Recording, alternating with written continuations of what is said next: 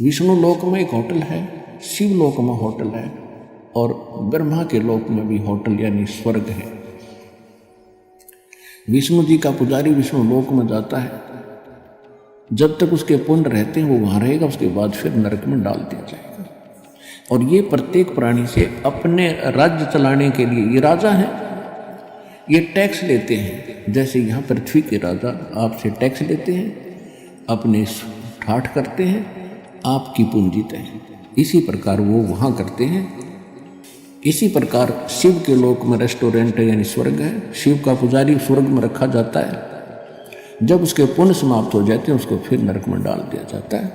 नरक के बाद फिर 84 लाख प्रकार के प्राणियों के शरीरों में असंख्य जन्मों तक भटकता रहता है। इसी प्रकार ब्रह्मा जी के लोक में, इसी प्रकार दुर्गा जी के लोक में, ऐसे ही गणेश जी के लोक में जो गणेश के साधक हैं वो उसके पास चले जाते हैं। ऐसे ही ज्योत निरंजन ब्रह्म काल के ब्रह्मलोक में ये सब व्यवस्था बनी हुई है। और ये सभी इन पर टैक्स लगाते हैं, चार्ज लेते हैं अलग से, कि कोई 10%, किसी में 20%, कोई 25%, कोई 15% आपकी पूंजी का। और जब आपके पुण्य समाप्त हो जाते हैं आपको वहाँ से जबरदस्ती, जैसे यहाँ से फेंक दिया जाता है इस तरह वहाँ से फेंक दिया जाता है। फिर परमात्मा उनको लेकर गए गरीबदास जी को यहाँ के न्यायाधीश के पास, 21 ब्रह्मांड का जो न्यायाधीश है धर्मराज के पास। अब जहाँ जहाँ भी परमात्मा जा रहे थे सभी ब्रह्मा जी के लोक में गए। ब्रह्मा जी ने आसन त्याग दिया, लेकिन परमात्मा खड़े खड़े 2 बात करके चल पड़े। विष्णु जी के लोक में गए, विष्णु जी ने भी आसन त्याग दिया और खड़े हो गए, सत्कार किया। ऐसे ही भगवान शंकर के लोक में। फिर जब धर्मराज के लोक में गए, न्यायाधीश के लोक में गए, उसके ऑफिस में गए, तो धर्मराज ने भी कुर्सी त्याग दी और करबद्ध होकर खड़े हो गए। एक आध्यात्मिक शक्ति ऐसी है, इसमें किसी को अपनी आइडेंटिटी बताने की आवश्यकता नहीं। अपने आप सामने वाले पर प्रभाव होता है, अपने आप वो नतमस्तक हो जाता है। और परमात्मा खड़े खड़े उस न्यायाधीश को धमका रहे हैं, खुरका रहे हैं। यहाँ के न्यायाधीश यानी 21 ब्रह्मांड के, एक ब्रह्मांड में होता है वैसे ऐसी व्यवस्था 21 ब्रह्मांड में अलग अलग होती है।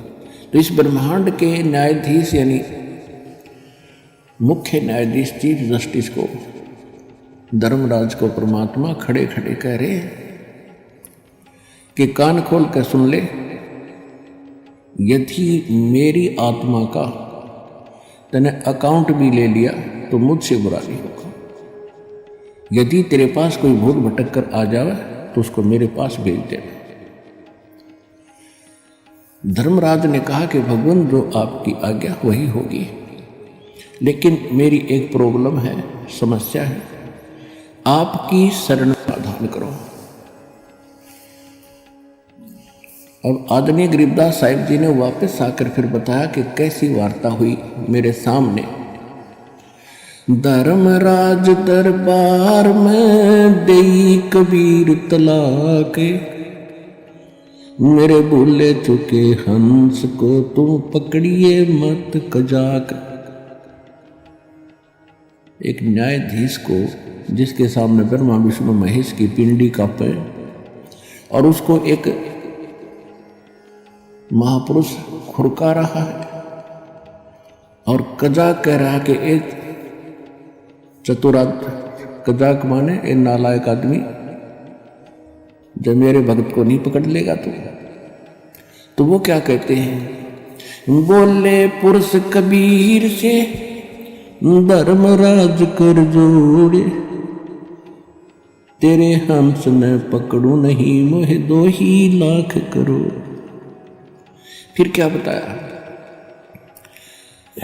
कर्मों से तीरथ है अब जो जप नाम कबीर, वो तो मोहे पकड़ने पड़े दाता, जड़नी पड़े जंजीर। अब परमात्मा क्या बोले, करम भरम ब्रह्मंड के मैं पल में करहूं नेस, जिन हमारी दुहाई दई सो करो हमारे पेश। कि तेरे इस ब्रह्मांड के लगाए हुए कर्म, क्योंकि ये काल जो है मन रूप में सब प्राणियों में विद्यमान है, और इस मन की आदत केवल खोटे कर्म करने की है, शुभ यूं सोचता भी नहीं। तो परमात्मा कहते हैं ये तुमने ही इन जीवों के ये कर्म लगाए हैं, और उन कर्मों का मैं नाश कर दूंगा, उनको कैंसिल कर दूंगा। जो तेरे काबू में ना है वो मेरे पास ले आना तेरा अकाउंट, और मैं उनको क्रॉस कर दूंगा और अपने साइन कर दूंगा।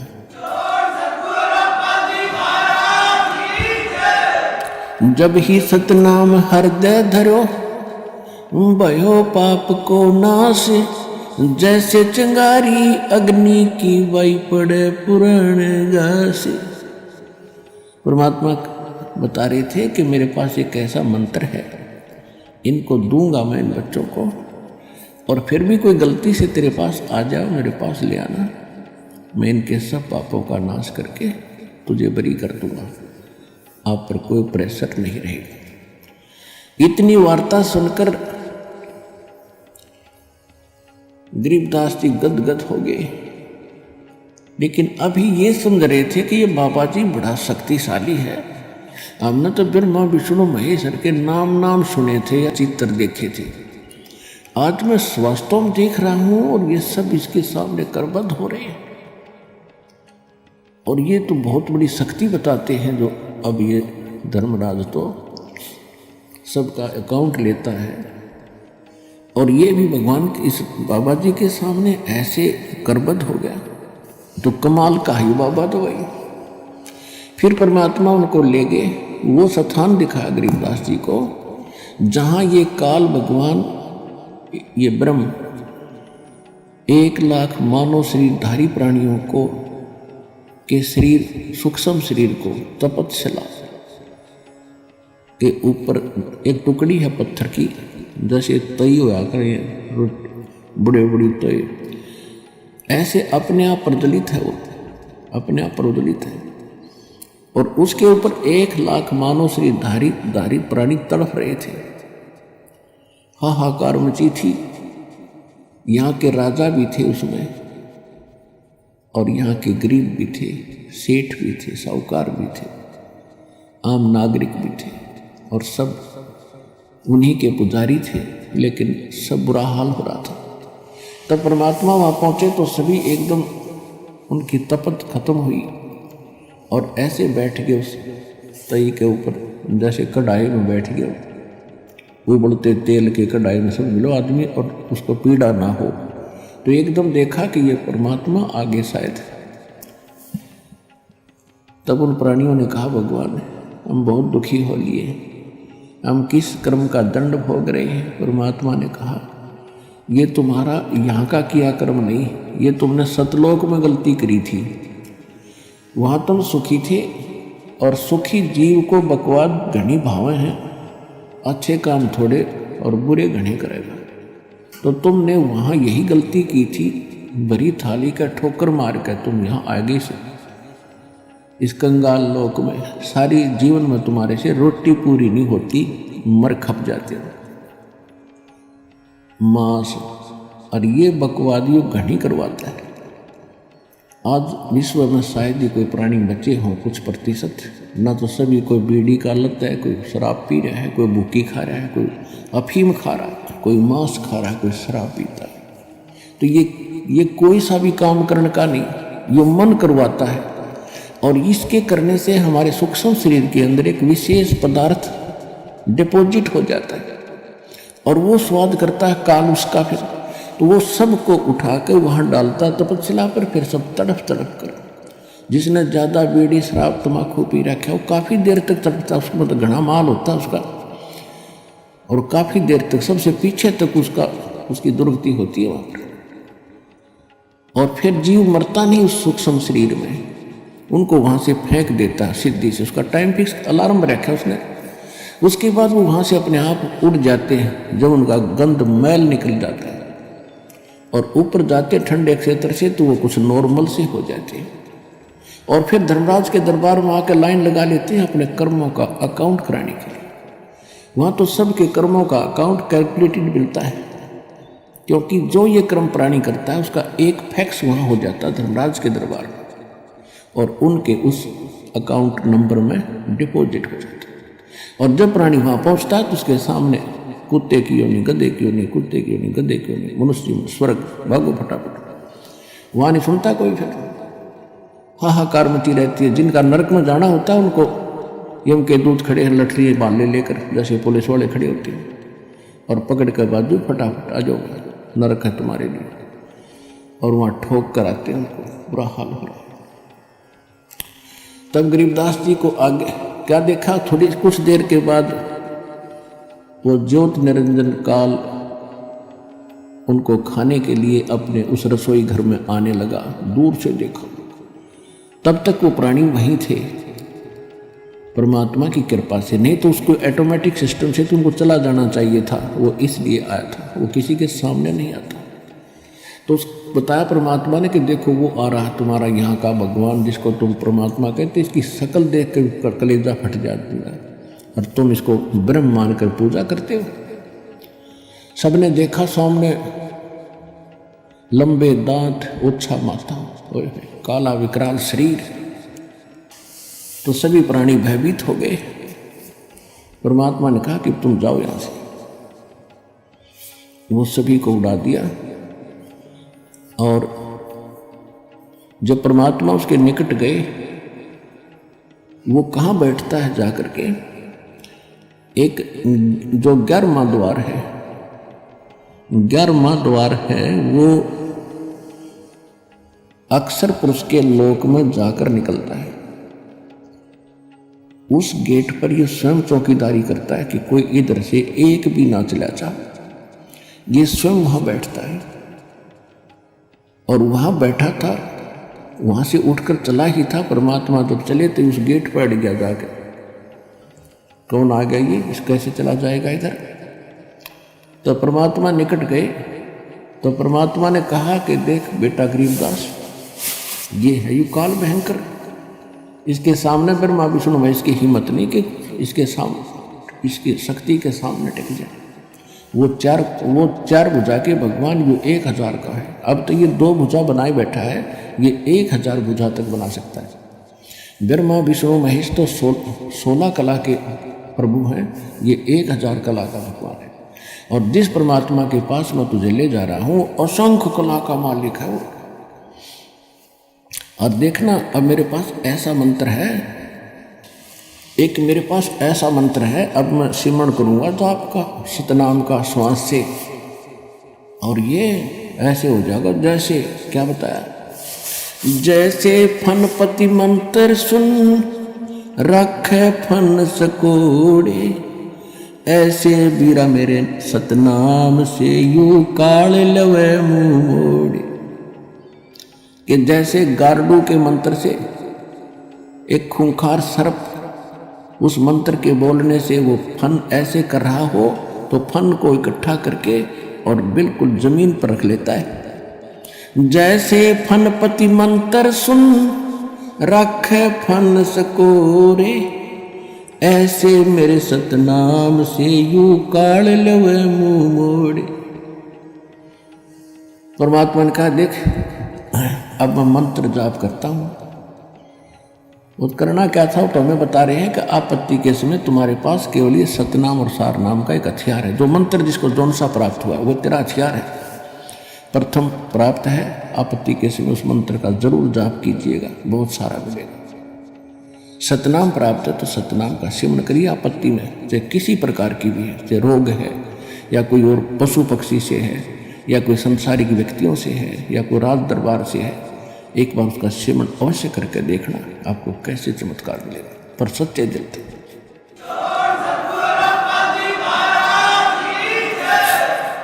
और सारनाम प्राप्त है, सारनाम का जाप करिए। सतनाम प्राप्त है, सतनाम का करिए। प्रथम मंत्र प्राप्त है, प्रथम मंत्र का जाप कीजिए। तो जो ही परमात्मा ने कहते हैं कि मैं देख ले भाई सिमरण कर रहा हूँ, उसी समय काल जहां उस गेट के ऊपर 11वें द्वार पर नो कड़लाए बैठा था और ऐसा सिर झुक गया उसको और कहा, ले बेटा गरीबदास आजा, पैड़ी बना इसके सिर पे पैर रखा, बोला तू चल पहले आ गया। गरीबदास जी ने सिर पे पैर रखा, अंदर कूद गए, बालक थे। ऐसे परमात्मा ने सिर पे पैर रखा और आगे चला गया। वो फिर ऐसे हो गया, कदे और ना निकल जा, दो तो गए, ये तो कर डारे है।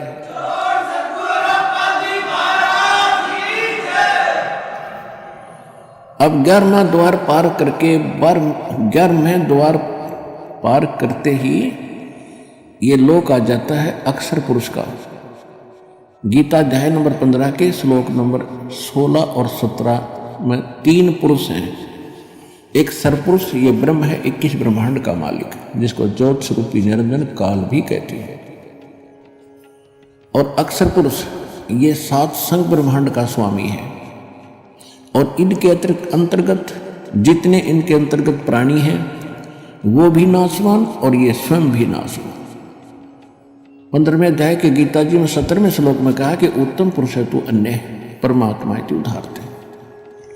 उत्तम पुरुष यानी श्रेष्ठ परमात्मा तो इन दोनों से सरपुरुष और अक्षर पुरुष से अलग है, जिसको परमात्मा कहा जाता है। यह लोक धर्म अविषय विवृत्ति अवैश्वर है, जो तीनों लोकों में प्रवेश करके सबका धारण पोषण करता है, यानी कुल का मालिक वासुदेव। वो वासुदेव है, ये श्री कृष्ण वासुदेव नहीं, इसके तो पिता का नाम था वासुदेव। तो तब उस अक्षर पुरुष के लोक को पार करके फिर परमात्मा ने बताया कि जब तुम यहाँ आओगे, यहाँ इसके बहुत लंबा क्षेत्र है, इसके यहाँ से आपने जाना है तो यहाँ आपको इसका वो मिलेगा, विमान मिलेगा, और इसका टैक्स देना है आपने। उस बहर गुफा तक जाने का, 12वें द्वार में प्रवेश करने तक इसका टैक्स देना है। उसका एक मंत्र दूंगा जो इसकी कमाई बनेगी। फिर ये तैयार रखेगा आपके लिए यहाँ एक विमान, और आपको 7 संग ब्रह्मांडों को पार करके बहर गुफा में छोड़ेगा। उसके बाद एक मंत्र और दिया जाएगा जो सार नाम है, उसकी कमाई से आप यहाँ 27 स्थान पाओगे। तो जो ही परमात्मा वहाँ पहुँचे तो अक्षर पुरुष का सारा स्थान दिखाया। अक्षर पुरुष के पास पहुँचे, वो खड़ा हो गया। वो ऐसा निकम्मा नहीं है जैसा ये काल है, लेकिन वहाँ भी जन्म मृत्यु प्राणियों की बनी रहेगी, लेकिन उनकी आयु बहुत बड़ी है। फिर भी जन्म मृत्यु पशु पक्षी ऐसे ही हैं, लेकिन वो किसी को खाता नहीं, स्वार्थवश दुखी नहीं करता। लेकिन कर्म आधार दंड वहाँ भी पुण्य और पाप, स्वर्ग और नरक दोनों ही बने हुए।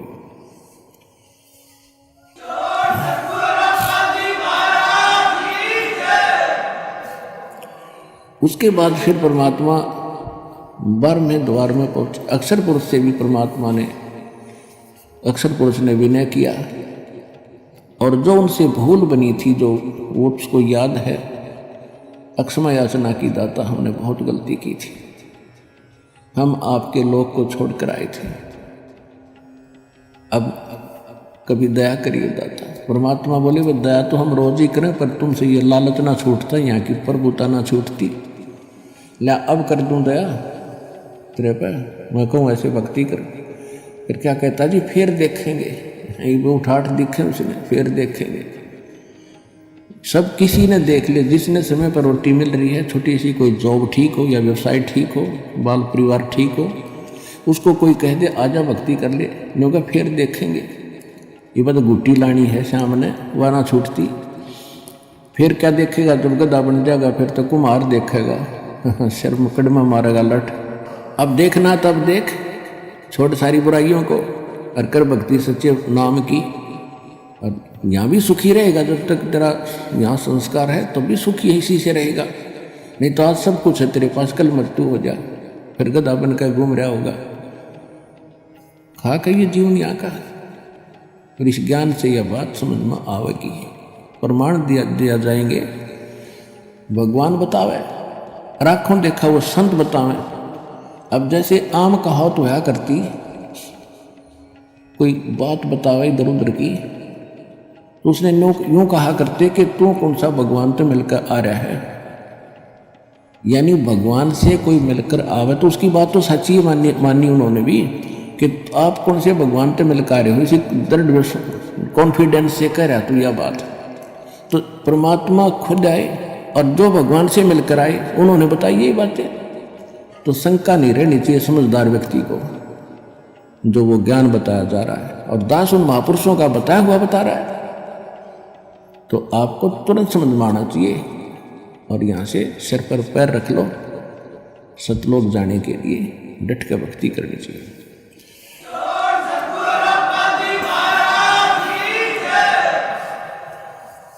जब भंवर गुफा पार करके जब सतलोक में प्रवेश किया, अब आज तक किसी ने पूछ लो, किसी मजहब धर्म के व्यक्ति ने, परमात्मा कैसा है? परमात्मा तो निराकार है, वो देखा थोड़ा ही जाता है, परमात्मा का केवल प्रकाश देखा जाता है। देख कैसी अकल खराब हो रही थी हमारी। अब कोई कहे सूर्य निराकार है, सूर्य का केवल प्रकाश देखा जाता है, तो कैसी अकल है उस व्यक्ति में। तो हम ऐसे थे, हमारे ऋषि महर्षि सारे बालक बुद्धि वाले। जब सूर्य बिना प्रकाश किसका देखा, जब भगवान का प्रकाश देखा, डिवाइन लाइट देखी, तो कमाल की बात। वह लाइट है किसकी? वस्तु तो वो है देखने जोगी, इस लाइट में के चाटेंगे हम बता। तो वहां जाकर गरीबदास जी ने देखा, ओए होए ऐसा लोक है, हीरे पन्ने इनके हीरों के पहाड़ है, लालों के पहाड़ हैं, जैसे यहाँ पत्थर के पहाड़ हैं वहाँ हीरे मोतियों के पहाड़ हैं, और सदा बाहर वहाँ के फल फ्रूट, यानी ये फलों के ड्राई फ्रूट जैसे काजू किस्मों सेब ये और फल वगैरह, और सब आहार वहाँ पर सदा बाहर है, कभी अंत नहीं होता। और वहाँ जाने के बाद ऑटोमेटिकली गरीबदास जी की बॉडी का शरीर 16 सूर्य के प्रकाश जितना तेजों में हो गया। अब वो कभी अपनी तरफ देख रहा कि ये क्या हो गया बाबा जी। परमात्मा बोले भाई यहाँ आने के बाद हम नए कपड़े पर आया करें, अपने भगता था ये नया कपड़ा है तेरा, वो नकली तेरा नीचे पड़ा है, वो तो 5 तत्व का वैसे गल जाना, रोग से सिड़ जाना, दुर्घटना में मर जाता, वो तो कच्चा है बेटा। असली कपड़े यहाँ हम पर आएंगे आकर आपको, ये ऐसा शरीर होगा। अब आगे देखा, जब वहाँ पहुँच गए 1 सेकंड के अंदर, जहाँ पर परमात्मा एक गुम्बद के अंदर, बहुत बड़ा गुम्बद जैसे मंदिर नुमा, मंदिर की चोटी थोड़ी ऊंची बनाई जाती है, नहीं ऐसे गोल होता है और बड़े सुंदर, और बीच में परमात्मा एक तख्त पर यानी सिंहासन पर विराजमान है, सिर पे मुकुट है, ऊपर छत्र है,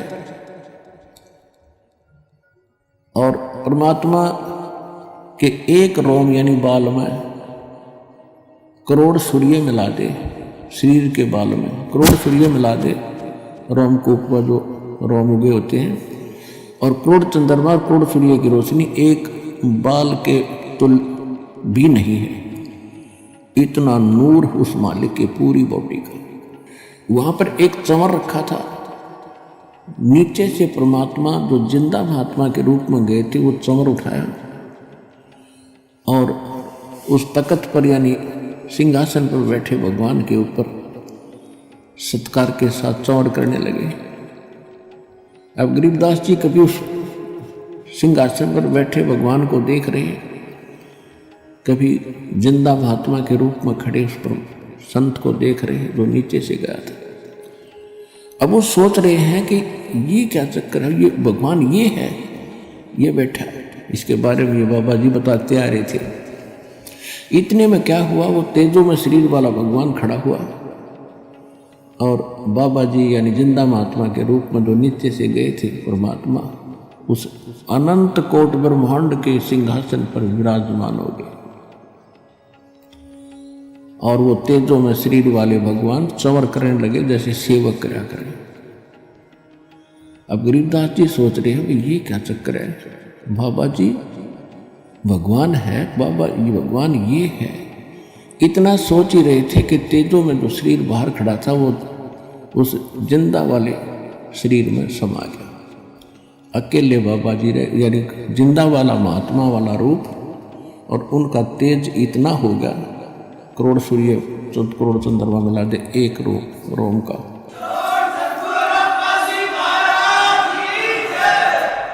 अब गरीबदास जी सोच रहे थे रे यूं क्या चक्कर भाई। तो परमात्मा ने बताया कि गरीबदास हम ही वो परमात्मा है, और ये सौ छलछीदर मैं करूं अपने जन के काज। बेटा ये है मेरा लोक, और ये सारा व्यवस्था आप देख रही हो, क्योंकि वहाँ दिव्य दृष्टि प्राप्त हो जाती है। वहाँ से आप यहाँ की सुई भी देख सकते हो, कुत्ते गधे का सुअर भी को भी देख सकते, शरीर को भी देख सकते हो। इन शेड और इन छत लेंटरों के 10 मंजिल के लेंटरों के अंदर से भी आप प्रत्येक प्राणी को, चींटी को और मनुष्य को भी देख सकते हो। परमात्मा ने कहा एक बार झांक कर देख ले नीचे जिस लोक से आप आए हो।